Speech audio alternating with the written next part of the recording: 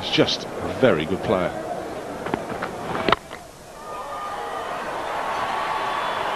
Won't find the boundary this time, hasn't really timed it, and Mark Butcher is out there. England's mission this morning has plainly been just to try and keep him as quiet as possible. But it's a quick scoring ground, this, the Antigua Recreation Ground. And as Ian Bishop pointed out very early in the day yesterday, absolutely no margin for error for the bowlers on a pitch as good as this.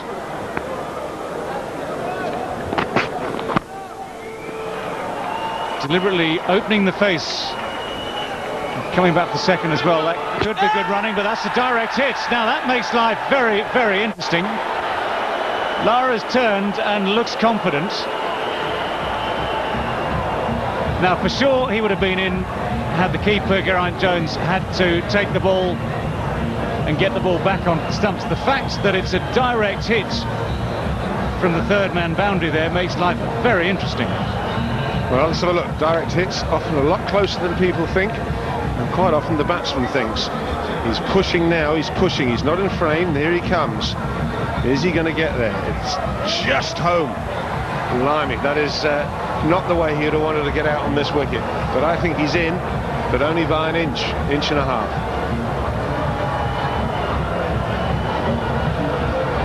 Well, you could just sense that Brian Lara, having seen the first ball, had a look at the first ball from Simon Jones and realising the man's just getting loose, quite keen to keep the strike, and he very quickly set off for that six. He's also made up his mind straight away to go for the second, and as Ian Botham says, just home. Third umpire, who is Billy Doctrove, also agrees.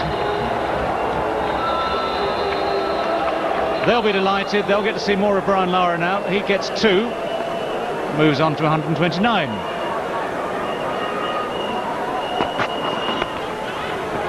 Move on further now as well. Glided very fine. Harmison can't get round. Very hard to keep this man quiet unless you stick to one plan. He's 133 not out now. Well, this is what Simon Jones has got to do. This is part of his learning curve. He's only young and raw. Just go back to that piece of fielding from Matthew Hoggard. Can't fault that. Brian Lara, he'd have been worried, but he seemed pretty confident he made it.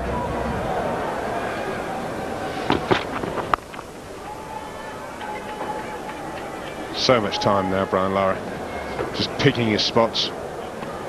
I think it'll be quite interesting when the new ball comes along.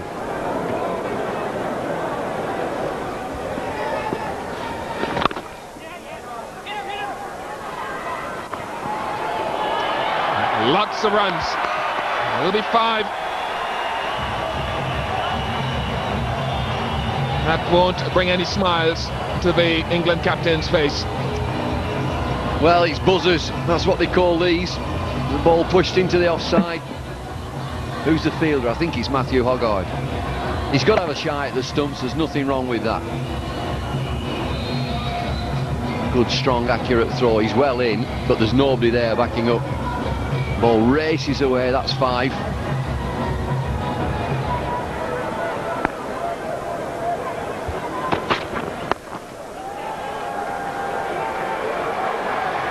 Two runs to Lara, brings up the 200 partnership as well between Lara and Ramires Sarwan.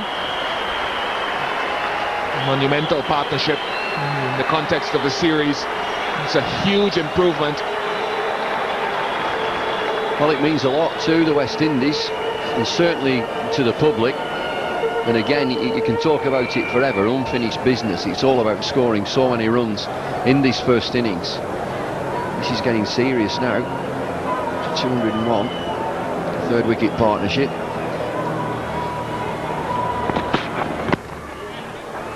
I've spoken to West Indies spectators as the score ticks over to 300 for 2. Ian, I've spoken to West Indies spectators and they've said that this is the most important game in the history of the West Indies. We cannot afford this 4-0 whitewash. We need a better performance to certainly get him that, but the public are fully aware that even though they've been beaten 3-0 fair and square by England, this is the most important game.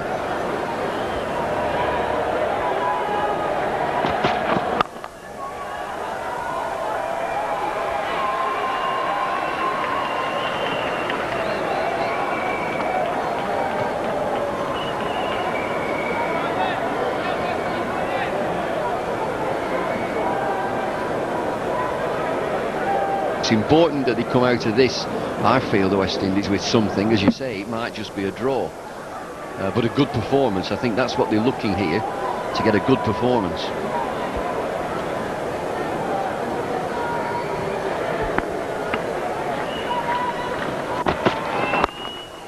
It's 150 for Brian Lara. He's off and running on one of those marathon innings once again. It's his 14th score of 150 or more in 25 Test match hundreds, and he's not finished yet. No, those English spectators can just settle in and watch his double 100, I think. And there'll be more. Chairman looks pleased there. 151 in 199, 18 fours.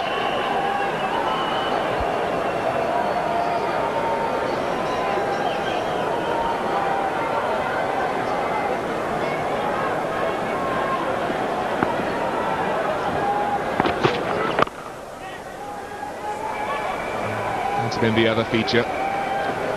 Running between the wickets. 312 for 2. You can tell that he's in such good nick. Here is Test career best scores. 375 here against England 94, 277 at Sydney against Australia, 221 in Colombo, 213 versus Australia again. So runs all around the world, big runs as well.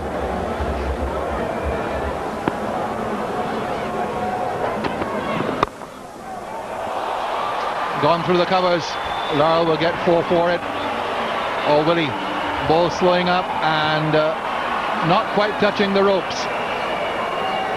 In the air, didn't quite control it. Ball might have dropped just before it got to the fielder, diving to his right. Mark Butcher to his right hand side. No, went past him in the air.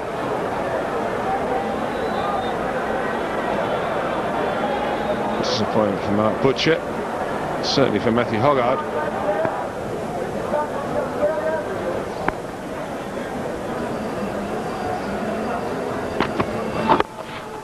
Nice shot. Now let's see if it'll reach the boundary. It's going to be touch and go. Well saved. Good combination. Saves one. And Lara comes back 4-3. Batty, the one who did the saving. Just a little roll of the wrists. Gareth Batty. Plenty of enthusiasm. Very wet that area yesterday after that torrential rain. I have to say today is looking a lot less likely from the rain point of view. Should be good news to everybody. 164 not out by Lara. So we come to the last ball before lunch. An extended session, 2.5 hours session. But the morning has been appreciably cooler than yesterday. No humidity, lovely, bright, clear blue sky.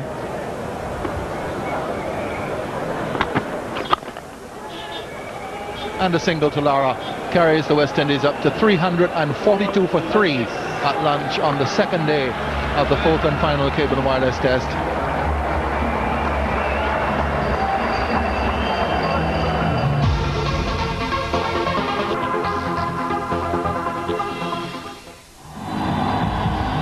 The key to this cricket match seems to rest on the shoulders of Brian Charles Lara. And he continued to score quickly enough to post a total of 550, possibly 600 for the West Indies, and give his bowlers a chance of putting England under pressure. Hoggard to Lara. Well, I'll just pick up where I left off. 19 fours now.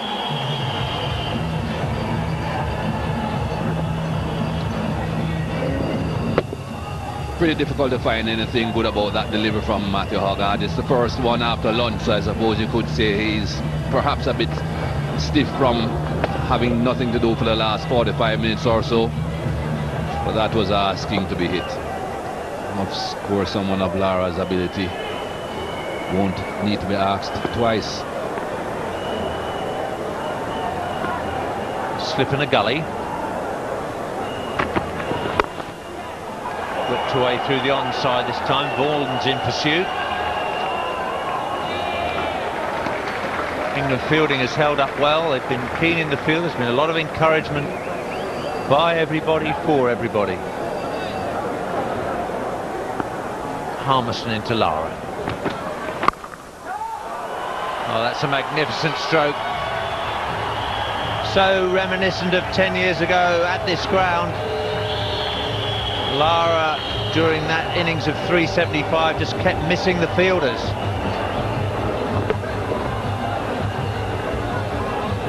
No need to run.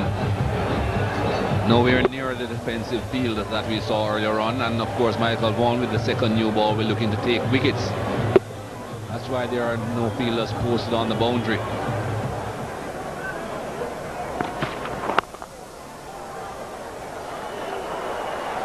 Well, it's a good shot from Lara. Harmison has given up the chase pretty early, and that's why, because it's all about timing and finding the gap.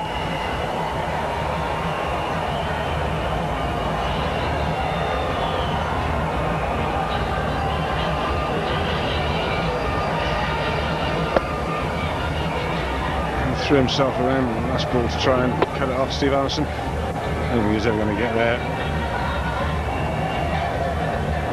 Good shot though, isn't it, from Brian Lara? Punching it on the up, through the offside.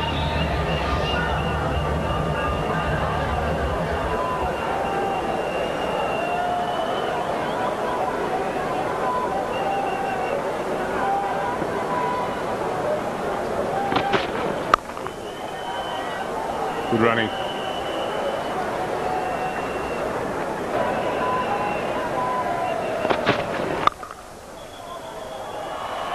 Some chasing here for the sweeper. Very well done.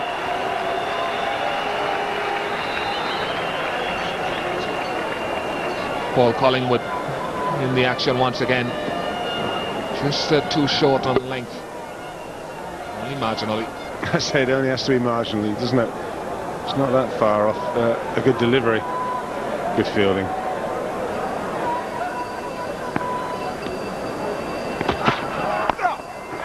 Well, caught Lara in two minds, and that is a big effort on this surface.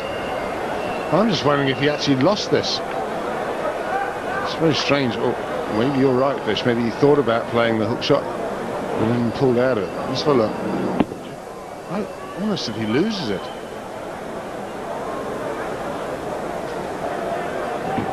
It simply caused him a problem. It wasn't what he was expecting.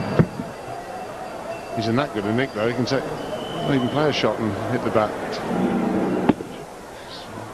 Flap it down.